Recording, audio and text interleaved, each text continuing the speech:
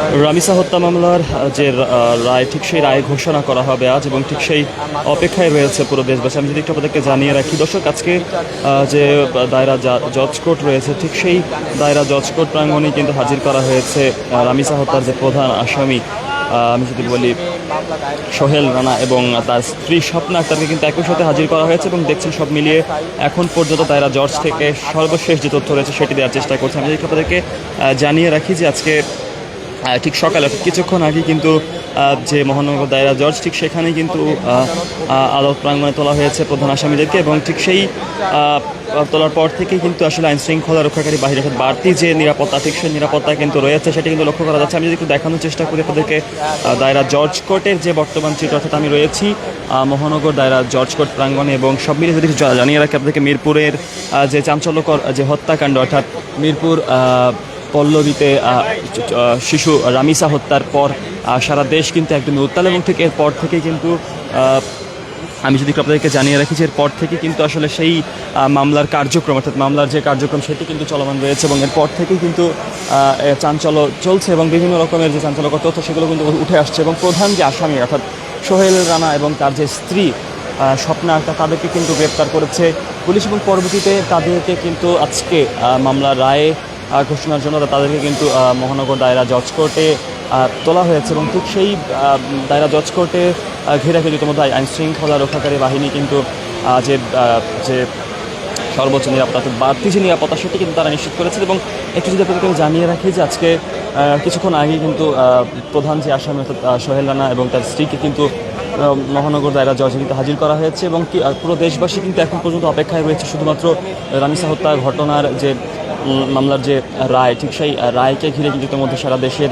মানুষ কিন্তু অপেক্ষায় রয়েছেন। যদি আপনাদেরকে জানানোর চেষ্টা করি, অনেকেই কিন্তু আদালত প্রাঙ্গণে আসছেন এবং অবস্থান করছেন মামলার রায় ঘোষণা না হওয়া পর্যন্ত আসলে অবস্থান তারা করবেন, এমনটাই কিন্তু তারা জানাচ্ছেন। এবং আমি কিন্তু আপনাদেরকে একটু বলেই রাখি যে রামিসা হত্যাকাণ্ডের এই ঘটনাকে ঘিরে কিন্তু সারা দেশ এক প্রকার উত্তালতা কিন্তু লক্ষ্য করা গিয়েছিল, এবং রামিসার যে মিরপুরে যে শিশুটিকে নির্যাতন করে হত্যা করা হয়, ঠিক সেই হত্যাকাণ্ডে প্রধান আসামির যে সোহেল রানা, ঠিক সেই সোহেল রানা কিন্তু ইতিমধ্যেই তার স্ত্রীকে নিয়ে কিন্তু আমি যদি বলি সর্বোচ্চ আদালতে কিন্তু তাকে তোলা হয়েছে। এবং সেই সাথে মহানগর দায়রা জজ কোর্টের কথা যদি বলি, এখন পর্যন্ত কিন্তু এখানে সর্বোচ্চ যে আইন শৃঙ্খলা রক্ষাকারী বাহিনী কিন্তু মোতায়েন করা রয়েছে, এবং সব মিলিয়ে একটি থমথমে পরিস্থিতি বিরাজ করছে, যেহেতু মামলার রায় হতে পারে, এবং ঠিক সেই রায়ের অপেক্ষায় রয়েছে সকলে। এবং আমি যদি একটু জানিয়ে রাখি আপনাদেরকে যে দায়রা জজ কোর্টের সামনে অবস্থান করছি আমি, দেখছেন দৈনিক দেশের পত্র ফেসবুক পেজের লাইভ সম্প্রচার, এবং সব মিলিয়ে এখন পর্যন্ত মহানগর দায়রা জজ থেকে আপনাদের কাছে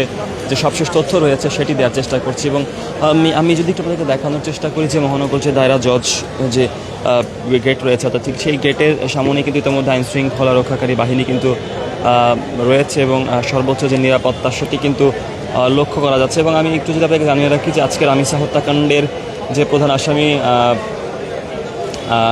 সোহেল রানা এবং তার স্ত্রী স্বপ্না আক্তারকে কিন্তু সর্বোচ্চ আদালতে হাজির করা হয়েছে, এবং সেই সাথে আজকে সেই মামলা অর্থাৎ রামিসা হত্যাকাণ্ড ঘটনার যে মামলা, ঠিক সেই মামলার রায় কিন্তু আজকে ঘোষণা করা হবে, এবং ঠিক সেই ঘোষণার অপেক্ষায় কিন্তু রয়েছে পুরো দেশ। এবং সেই রায়ের যে নিশ্চিত হবেন, ঠিক সেই নিশ্চিত হওয়ার জন্য কিন্তু অনেকে এখন পর্যন্ত আদালত প্রাঙ্গণে অবস্থান করছিলেন, আমরা যেমনটা দেখছিলাম। এবং রামিসা হত্যাকাণ্ডের এই ঘটনাকে ঘিরে কিন্তু ইতিমধ্যে বিভিন্ন রকমের যে তদন্ত সেগুলো কিন্তু চলমান রয়েছে, এবং সেই সাথে মিরপুর অর্থাৎ মিরপুরের পল্লবীতে যেখানে রামিসাকে হত্যা করা হয়েছে, অর্থাৎ ছোট্ট শিশুকে নির্যাতন করে হত্যা করা হয়েছে, ঠিক সেই জায়গাটিতেও কিন্তু আমরা দেখছিলাম যে অনেকেই বিক্ষোভ করছিল, মিছিল করছিল, এবং একটানা সারা দেশেও কিন্তু বিভিন্ন জায়গায় রামিসা হত্যাকাণ্ডের ঘটনায় কিন্তু বিভিন্ন রাজনৈতিক এবং বিভিন্ন দলীয় বিভিন্ন নেতাকর্মীরাও কিন্তু যাচ্ছিলেন। এবং আমি একটু বললি যে আপনাদেরকে যে সেই তারপর থেকে যে সেই ঘটনার কিন্তু আসলে কি সুষ্ঠু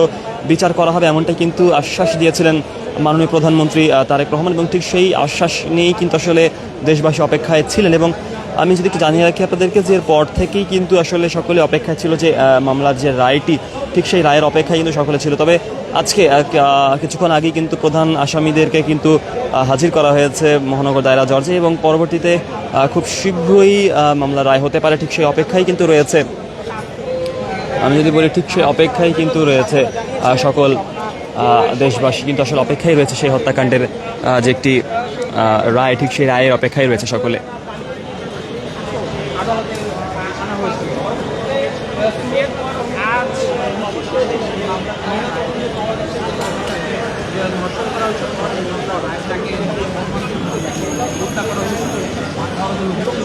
দর্শক, মহানগর দায়রা জজ থেকে এখন পর্যন্ত আমার কাছে যে সর্বশেষ তথ্য রয়েছে সেটি আপনাদেরকে দেওয়ার চেষ্টা করছি, এবং যেমনটা আমি জানাচ্ছি যে আজকে প্রধান আসামি সোহেল রানাকে এবং তার স্ত্রীকে কিন্তু আদালত প্রাঙ্গণে হাজির করা হয়েছে। মানুষ ছোট, কিন্তু যতটুকু আল্লাহ বোঝার তৌফিক দিছে, দেখতেছি সারা বাংলাদেশে একটা সরকার থেকে একটা সরকার পরিবর্তন হলে নিরীহ মানুষের বাড়ি ঘর ভাঙতে আছে, মারতে আছে, হত্যা করছে, এগুলি যদি সরকার কঠিন থেকে কঠিন বিচার করে তাহলে কারো সাবাসে কুলাইব না এগুলি করতে। এবার আমাদের দেশে যে সাধারণভাবে একটা মানুষ রাস্তায়, আমরা তো রাস্তায় চলি দেখি, যাইতে আছে পকেট থেকে টাকা পয়সা নিয়ে যাইতে আছে, মোবাইল নিয়ে দিচ্ছে, না দিলে কোবাই মারে থিয়ে যাইতেছে। এটি বিচার করো, প্রত্যেকের শাস্তির 20 কোটি মানুষকে যদি সুরক্ষা দিতে চায়, 10 লাখ মানুষকে পৃথিবীতে বিদায় করে দেবো। যারা জালেম, যারা দর্শনকারী, যারা হত্যাকারী, তাদেরকে বিদায় করে দিতে হবে। তাইলে দেশের মানুষ দেখবেন একবারে সোজা হয়ে যাবে, কোনো সমস্যা নাই। একটা সরকারের এত পাওয়ার থাকতো, সরকার কেন পারে না ন্যায় বিচার করতে? লক্ষ লক্ষ বাহিনী তার লগে আছে, সে কেন বাংলাদেশে যদি হত্যার বিচার করে, দর্শনের বিচার করে, পৃথিবীর কোনো দেশ কি কইবে যে এর দর্শন করছে দেখে এর ফাঁসি দিল কা, এর বিরুদ্ধে আন্দোলন করো? কেউ নামবে না আন্দোলনের জন্য। এই দর্শনকারী, হত্যাকারী, এদেরকে মৃত্যুদণ্ড দেব, কঠিন করে মৃত্যুদণ্ড দেব, তাহলে আমাদের দেশের মানুষ সবাই ভালো। আসসালামু আলাইকুম রহমতুল্লাহ।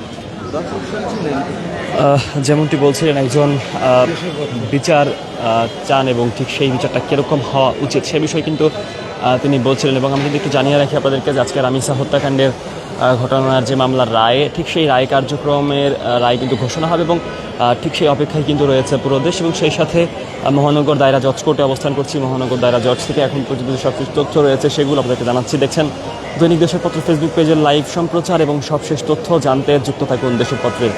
দর্শক, আমি একটু যদি আপনাদেরকে আবারও বলতে চাই যে প্রধান আসামি অর্থাৎ ছোট্ট শিশু রামিসা হত্যাকাণ্ডের ঘটনায় যে প্রধান আসামি অর্থাৎ সোহেল রানা এবং তার স্ত্রী স্বপ্না আক্তারকে আজকে কিন্তু কিছুক্ষণ আগে, অর্থাৎ ঘন্টা খানেক আগে কিন্তু যে মহানগর দায়রা জজ কোর্ট, ঠিক সেখানে কিন্তু হাজির করা হয়েছে। এবং আজকে ঠিক সেই মামলার রায়ে ঘোষণা করা হয়, এবং চূড়ান্ত রায়ের অপেক্ষায় রয়েছে পুরো দেশবাসী। এবং সকলের দাবি একটি যে প্রকাশ্যে একটি সুষ্ঠু বিচার, এবং আসলে রামিসা হত্যাকাণ্ডের ঘটনার যে প্রধান আসামি তাদেরকে প্রকাশ্যে জনসম্মুখে ফাঁসি দেওয়া হোক, এমনটাই কিন্তু আসলে সকলে চায়। তবে এখন দেখার পালা ঠিক সেই মামলার রায় কি হচ্ছে এবং কি হতে পারে, ঠিক সেটি আপনাদেরকে জানাবো। এবং সবশেষ যদি বলে রাখি, এখন পর্যন্ত আইনশৃঙ্খলা রক্ষাকারী বাহিনী যে বাড়তি নিরাপত্তা সেটি কিন্তু রয়েছে মহানগর দায়রা জজকে ঘিরে, এবং সকলেই কিন্তু আসলে অপেক্ষায় রয়েছে যে কখন এই